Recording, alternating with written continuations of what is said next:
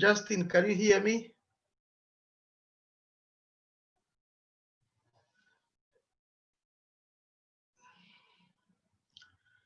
Can you hear me?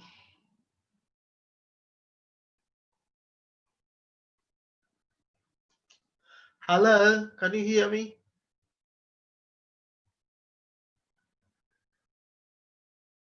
Oga, I can't hear Justin.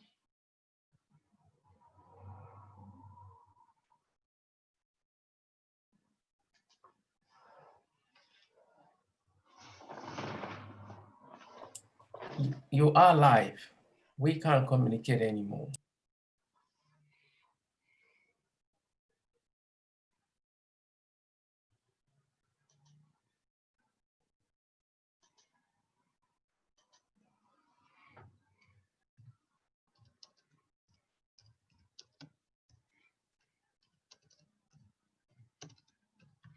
Hello, Justin, can you hear me?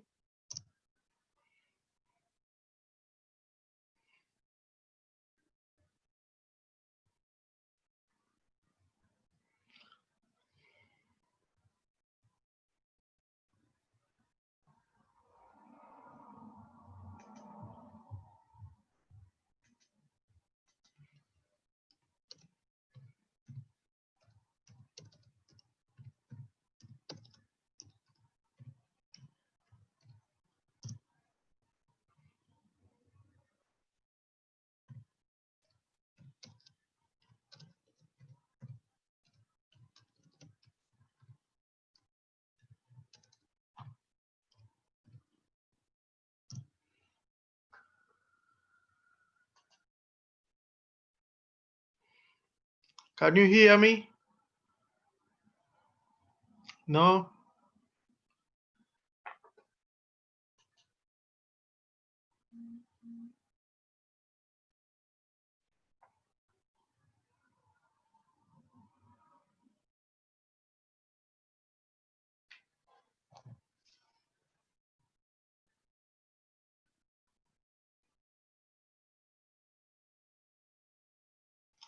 Hello?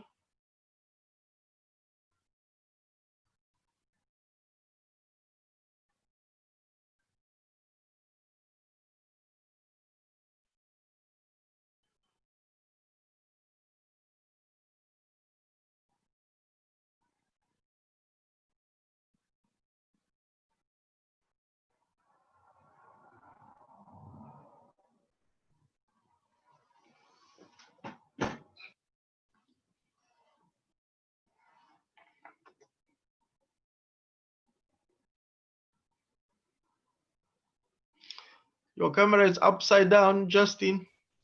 Yeah, I got you. You got me now. Yes. Great. Welcome to our program. I'm your presenter, Ayubu Mzee, here at Ben Television. We are live now on Sky channel number 458, and we are live on Facebook and YouTube, www.bentelevision.com if you want to follow this conversation.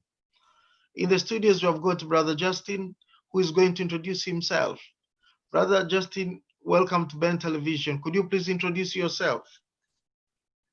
Thank you, Ayub. My name is Justin Onuekwusi. I am a investor and a fund manager. I work in the City of London, and I run with the team at Legal and General Investment Management some £6 billion pounds of assets. The wider team runs 60 billion.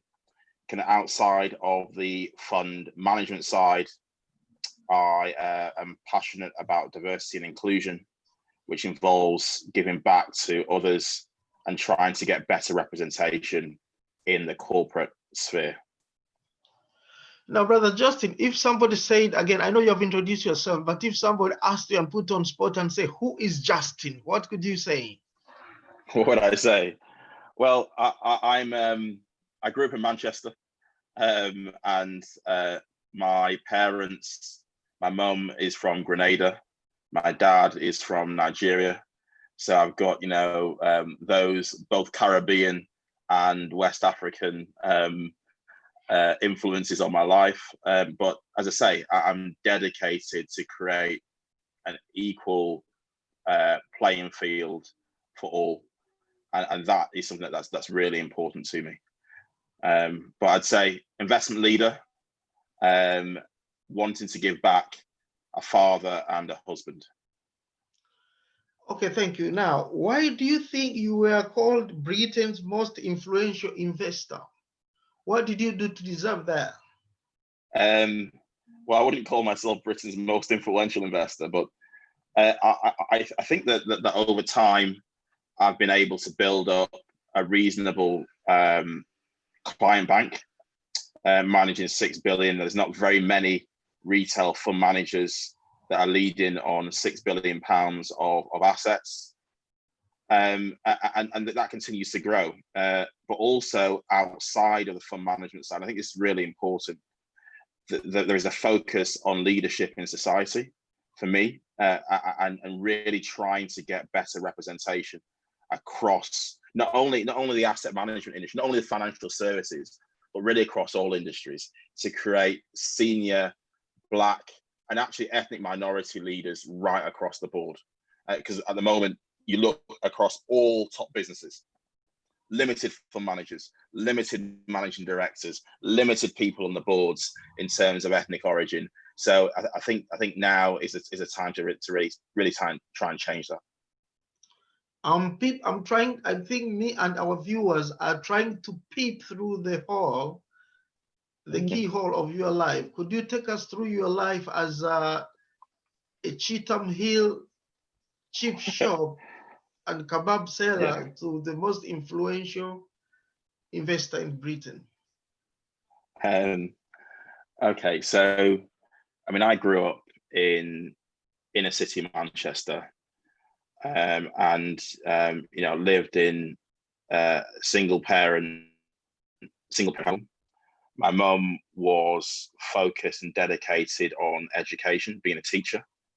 I think that was really important to me. It meant that it rubbed off on me, and I realized that the way to, you know, climb the social mobility ladder was actually through education. I think that was really important. She also taught me about hard work. You know, she worked really hard, having a job and taking care of 2 boys. That taught me that hard work can get you to, and she always thought that hard work can get you to where you are, and you have to work hard if you want to succeed. I think that's rubbed off on me as well.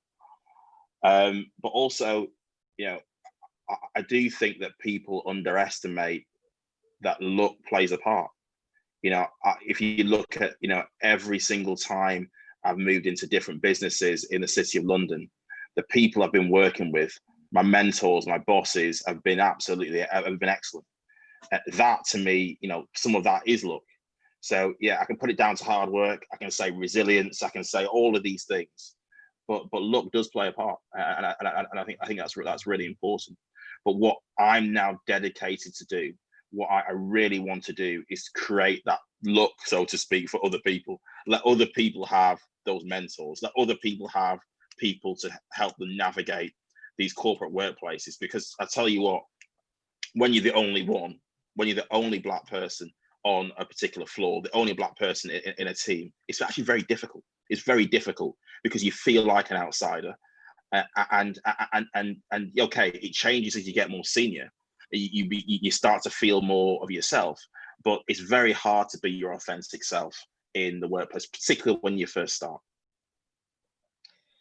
Can you please add on that, maybe as an inspiration, which schools did you go to? Yes. I would like to send my son there. Well, I went to I went to 2 schools in 3 schools in Manchester. You count the sixth form college, St Anne's school in Crumpsall, then St Monica's in Prestwich, and Holy Cross in Bury, and I suppose they're all Catholic schools. I was baptized Catholic, and they had, you know, a huge influence of actually white Irish people in, you know, as you'd expect, being a Catholic schools. They weren't very diverse.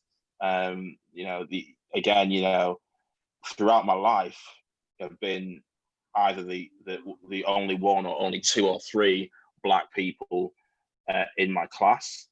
But however, there was a time when I moved down to London. My mum got a job in London as a teacher, and I moved to Wood Green, and I went to a school called Knoll Park in North London. And you know, the difference in diversity was shocking. It was huge difference. I was like 7 years old at the time, and just that did open my eyes to not being the only one. And when I went back to my school in Manchester, my mum moved back to Manchester with me. I think that did hold me in good stead, actually. Now, in your conversation, you've been talking about assets. I think in layman terms, our people love to know what are assets that you are dealing with. Yeah, no, that's a really good point. So typically, if you've got a decent size or decent rump of cash, you might go to a financial advisor to say, actually, what do I do with this cash?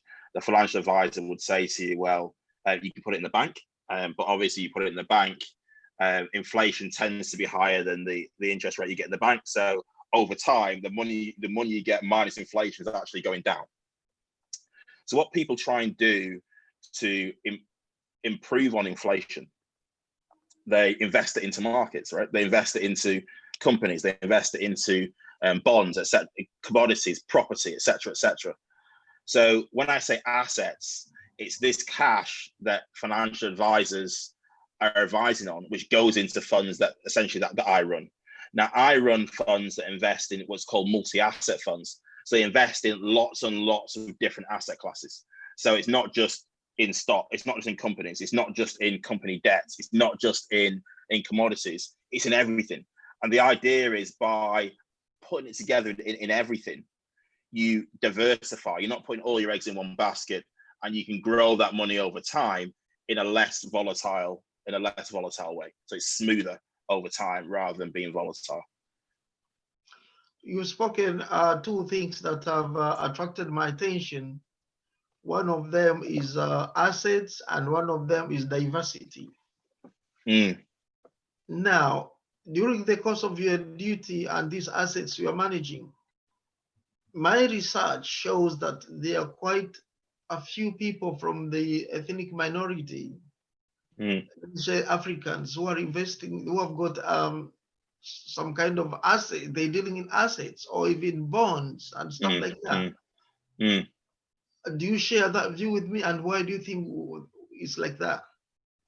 What's the question? Sorry, just repeat that again. Sorry. Why? Let me rephrase this. Yeah. Why is it that ethnic minorities, especially Black Africans in the UK or in Europe, are not interested in investing in assets or bonds and stuff like that? Yeah, I think part of it is, well, people that I speak to, part of it is education. So having understanding of financial markets takes a long time. There are a lot of people who do part-time trading, and you know, they tend to do very well over a certain period, and then as soon as something goes against them, they don't understand what risk they're taking. Therefore they lose a lot of money. It takes time to understand financial markets. So it's education, but it's also patience. It's patience that, you know, there may be years that you're not making any money, but you know, if you're not losing assets, you're not losing money. Sorry, that's important as well. You know, to actually, you know, to be able to stand still and be proud of standing still. So I think it's education, and I think part of it is patience. A lot of people that I speak to, individuals, when I talk to them about, you know, how much returns you can actually gain in markets, it might be, you know, over the long term, it might be, you know, 7-8% a year in companies. But people are impatient, and that's not enough for them. They want 10%, they want 15%, they want 20%. But if you want those types of returns, you have to recognize the only way you're going to get those types of returns is by taking a lot of risk. And actually, it does mean that when you have when you get it wrong, it can be very painful. Now, I think this attracts the question which my viewers could be asking is about bonds and shares. What are bonds and shares? I think this is the right platform to address that. Yes, no, it's a really good question. So a share essentially is a company. So companies issue shares for people to take a slice, a proportion of the overall company. What does that mean? It means when the company does well and earnings go up, you share in that profitability, and your share price, the share price goes up, and vice versa. It goes down, it goes down. Now, bonds, on the other hand, bonds are company debt. So let's say an IOU. So let's say I'm a company and you're the investor, and you give me £100. Then I will say to you, okay, thank you for that £100. I'm the company. I'm going to use it to invest in buy new machinery. And what I'll say to you, Mr. Investor, is I will give you 7% return, let's say, on the money that you've invested. Yeah. So what I'm hoping is that by taking that money off you and investing it into my business, I'll be able to generate a return. I'll be able to give you, let's say I generate 20%, I'll be able to give you 7%, and I'll take 13% to reinvest in the business. So that's company debt. But then there's also government debt, and government debt is when the government goes out and says, look, we need to borrow money for, to fund, businesses during with all these furlough schemes. And again, the government will say to me, okay, Justin, you're Mr. Fund Manager, we will give you 4% on your money.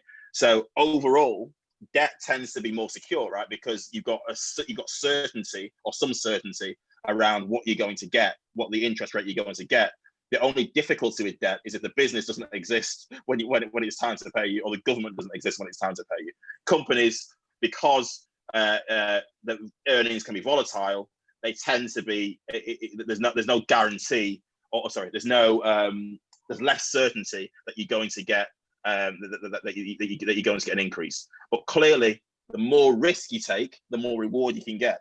So typically, shares tend to outperform bonds over time because you're investing in a more risky risky vehicle.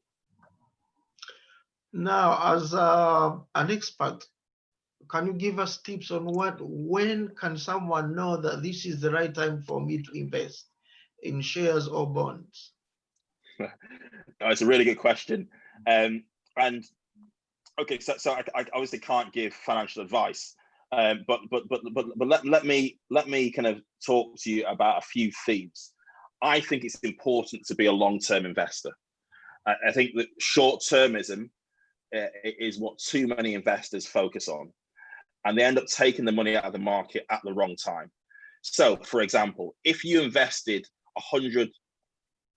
let's say £100,000, you had £100,000 in the stock, in the stock market in 1987. Yeah, 1987. Today, that £100,000 would be worth £2.3 million. Yeah. So that's, you just held it in the market and you just bought the FTSE 100, and you stepped away and you said, look, there's some money in the market. There you go. It'd be worth £2.3 million. So that's the importance of long-term investing. Now, if you missed just the top 10 days, so 10 days, the best 10 days in that period, then your overall book would be £1 million. So still, decent growth over time, but missing those top 10 days was effectively £1 million over that period. So that should tell you the importance of being in the market and remaining in the market. So it's about timing your time in the market rather than timing the market, if that's so to speak.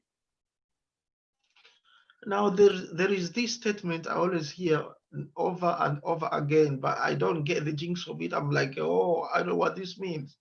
They will tell you, Eric, for example, during the Brexit time, there was a lot of issues in Parliament where it was, we are getting out of Europe or not. and it could go like today the shares are falling down, index, FTSE, and all that jargon. I know most of people watching this program could share my concern. What does that mean? What does the Prime Minister say that will affect stock exchange? Okay, so what stock markets don't like is uncertainty. What companies don't like is uncertainty, because it means that those earnings that as an investor, you think you're going to get the certain earnings. It means that it creates noise around those earnings. It creates uncertainty around what those earnings will be next year, the year after that. So what Brexit creates is it creates this future uncertainty around what company earnings are going to be.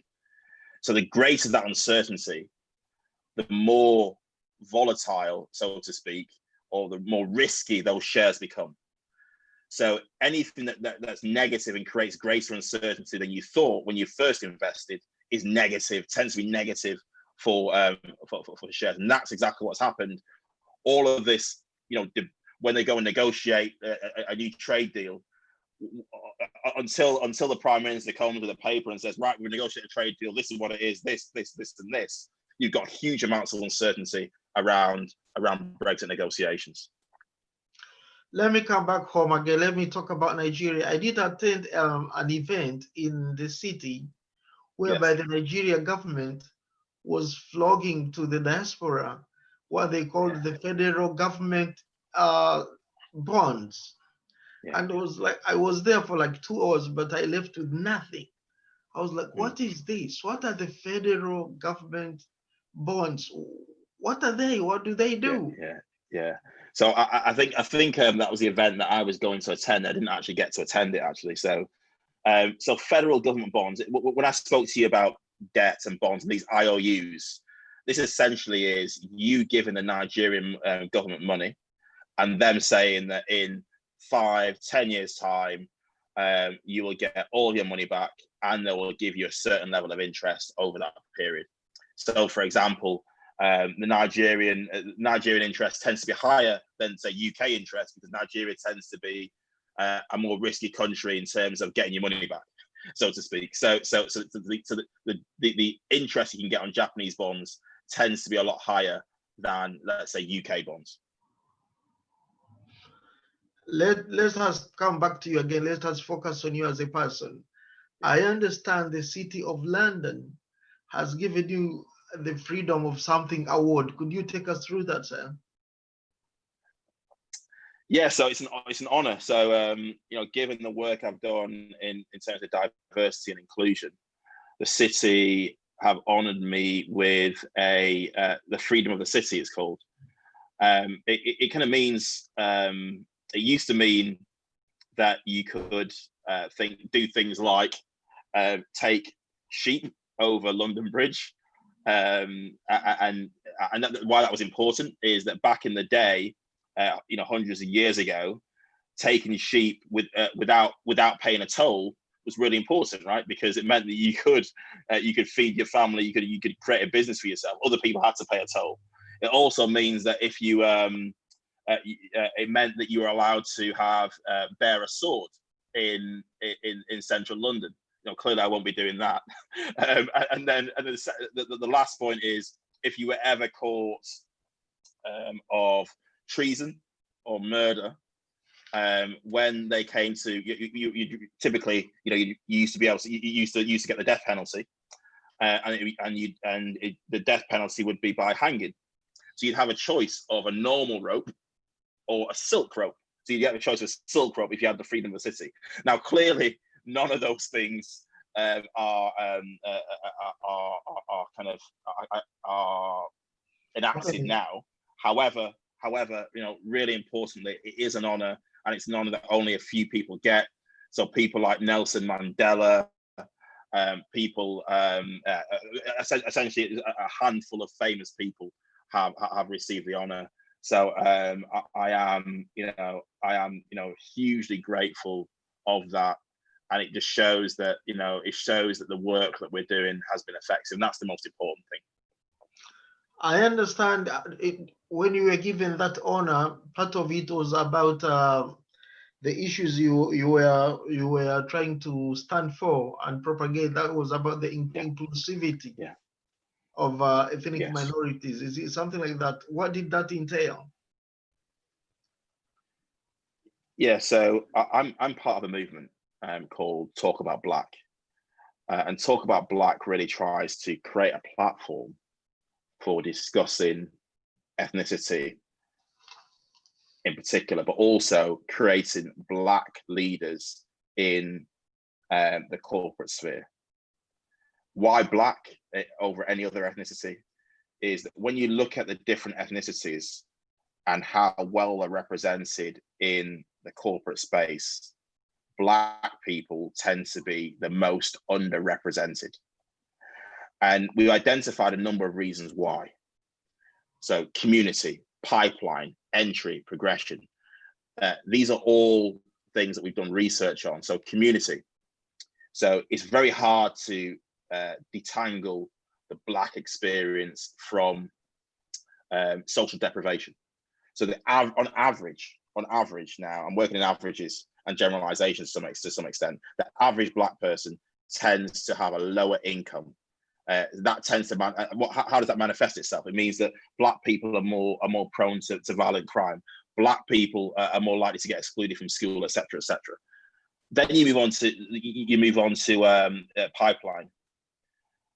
That social deprivation then feeds itself into the pipeline, because it means that Black people tend to, on average, underperform in education. Whilst we start off on a level playing field in terms of education, by the end of schooling, on average, Black people tend to underperform white people on average. Now, of course, you can say, okay, if you look by class, then working class white boys now seem to be the underperformers as a demographic. But on average, Black people underperform their kind of other ethnicities.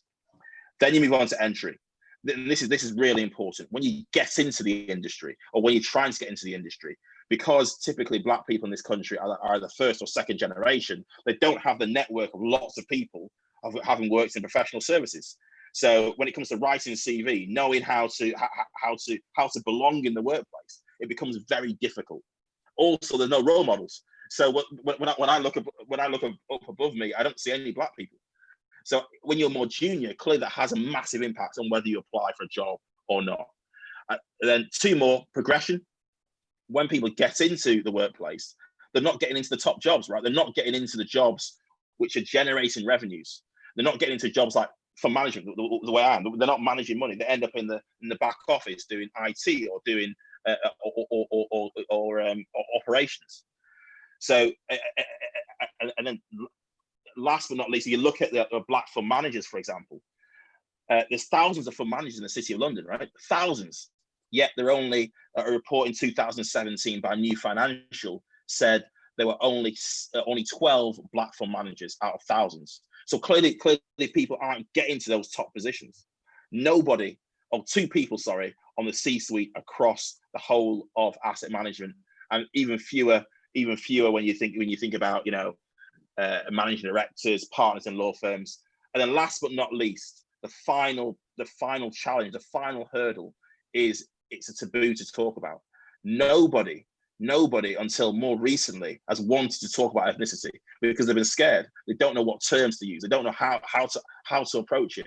So this is what Talk About Black has done. It's looked at those kinks in the hose pipe, as we call them, which stops the talent from flowing through. And we're trying to unkink each one: community, pipeline, entry, progression, and then finally taboo. And it's those initiatives that are focused on unkinking that hose pipe that I think have really created more inclusion in the or started to create more inclusion in the workforce and actually have the conversation.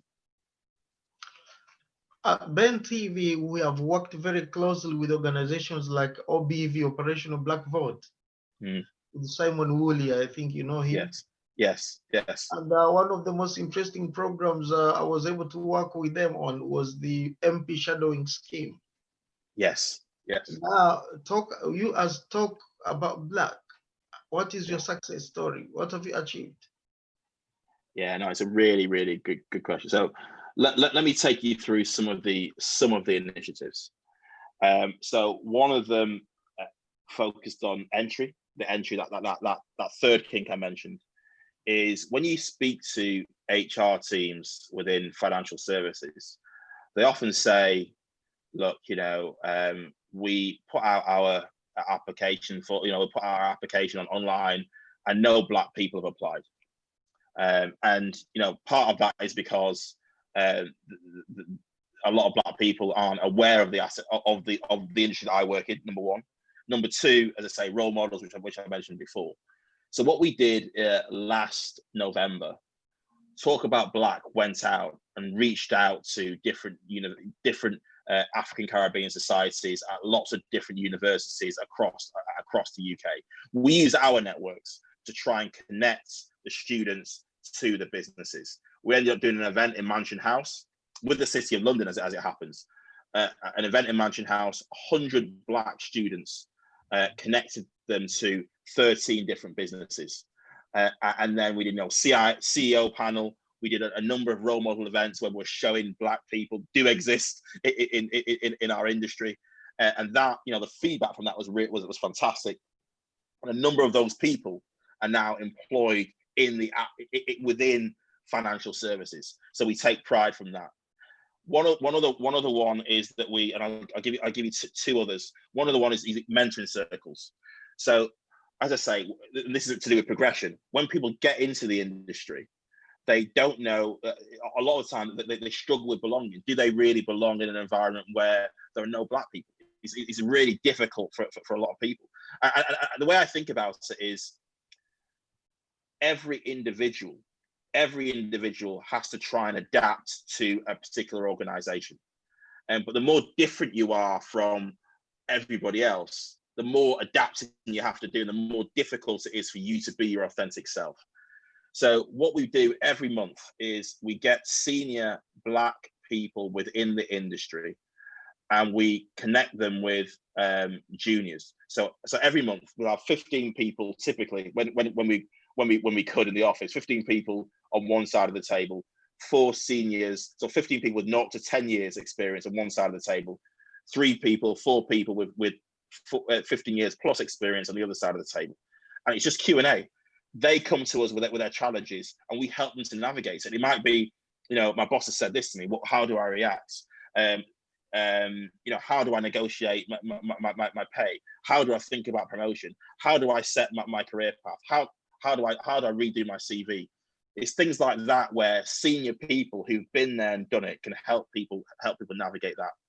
And the last one I want to leave you with is following the George Floyd killing. We felt that we had to start to show some leadership, and we didn't know, really what to do to try and show leadership. So we thought what we can do is, demonstrate, try to break down stereotypes, number one, and secondly is really try and get other ethnicities to stand by our side in terms of breaking down some of these structural barriers which stop that Black leadership occurring in our businesses. So we did this campaign. It's called the I Am campaign, and it was really started by a blog that one of the members of Talk About Black wrote. A guy called Gavin Lewis, who works at BlackRock.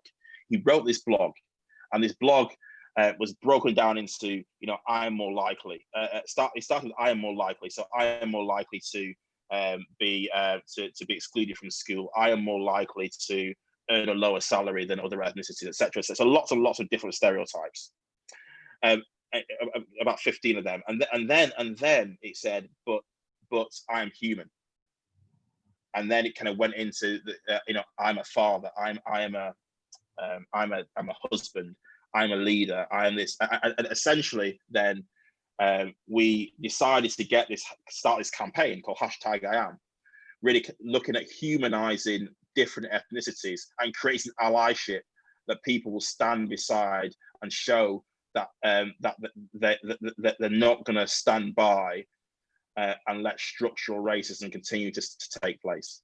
And then what you saw is right across the world, people globally, people holding up their I Ams. and what they were. So it's really three things. So mine was, I'm a father, I'm determined to create change, and I'm a leader. And it just went viral. It went viral, and you know, people are still holding up their arms now, cross industry, global, Canada, Nigeria, US, in Europe, and what that's done, it's now created, you know, I think it's a start to creating true allyship. The big problem with being an ally is that people think it's identity. People think that, okay, you know, I'm not racist. I support Black progression, and that's it. But actually, being an ally means you have to do something. You have to try and break down those barriers. That's the way you be an ally. And it moves people from holding up a flag to start to think about what I can do. And it's been, you know, it's been taken right across the world. Honestly, the feedback has been phenomenal. I've got one last part as I'm trying to wind up on this program, is that I've got a question for you. Yeah, why is it that young Black people are more likely to be excluded from school? And you as an organization, what do you do about it? Yeah, so there are lots of reasons. So the first one is around social deprivation, which you mentioned. You know, I don't think you can get away from that. You know, if you don't have first, second generation that have been through the education system in the UK, that can be, you know, that can have an impact as well.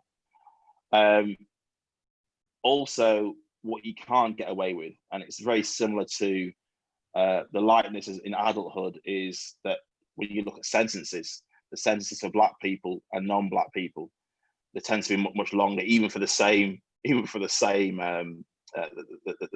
crime. So it's clear that there are biases in the educational system, and they work against Black people. I think what doesn't help is that when you think about role models, again, you know, when you look at teachers, are teachers representative of the overall population? One of the things we do in the corporate space is we do a lot on unconscious bias, do a lot of work on unconscious bias and trying to understand where people's biases are when it comes to gender, ethnicity, and so on and so forth. Everybody has biases, including teachers, including schools. So I think it's important to recognize them and understand, you know, where they are, and try and break them down. So I think social deprivation, the lack of role models, and then finally this bias in the educational system. And what we can do, I think we can educate the system, break down some of those social barriers, but also we can act as role models. In the absence of role models in the teaching environment, people like me can go into schools and say there is another way, and the way is through education, and look what it can do. And I think that, you know, when I grew up in Cheetham Hill, and I look at the Black boys, in particular boys here, that grew up around me, a lot of them had no hope, felt they had no hope. They felt that what was the point in going to the educational system, because the system's rigged.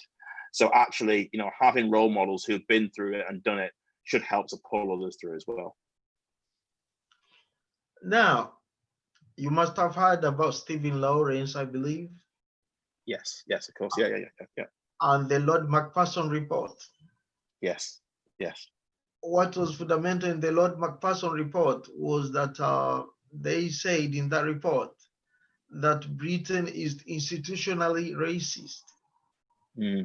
What's your comment on that? Where do you think we are from the Stephen Lawrence saga, and where we are now in terms of ethnic, let me say, race relations? Yeah, so I think there's still a lot of challenges.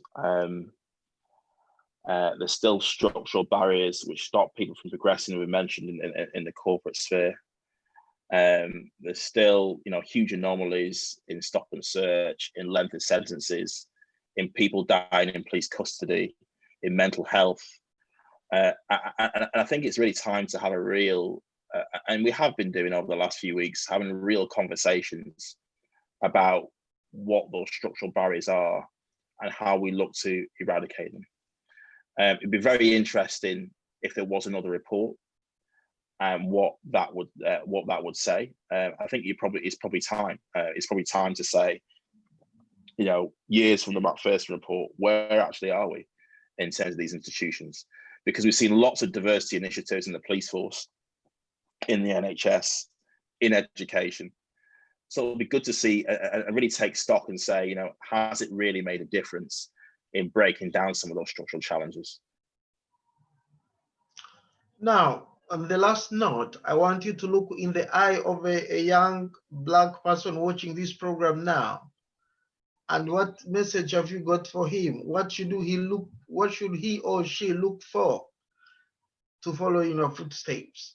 Watch them in the eye, look at your camera and say something.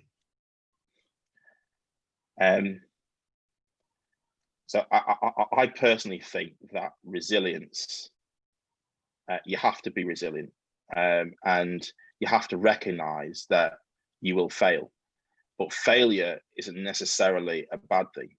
Failure, if you learn from it, can actually eventually be very rewarding. I myself, I can go through my career and identify a number of times where I've been knocked down. So it's not really you getting knocked down which is important, it's how you bounce back from those knockdowns. As a Black person in a majority white business, which will probably be the case for most people, there will be lots and lots of times where you're going to have to be resilient in order to succeed. So stay resilient and bounce back from any failure. Ladies and gentlemen, thank you so much. That was our brother Justin, who is Britain's most influential investor. This conversation is continuing on our website, www.bentelevision.com. Thanks for watching. You are because I am, and since I am, therefore you are. See you next time, same time. Bye.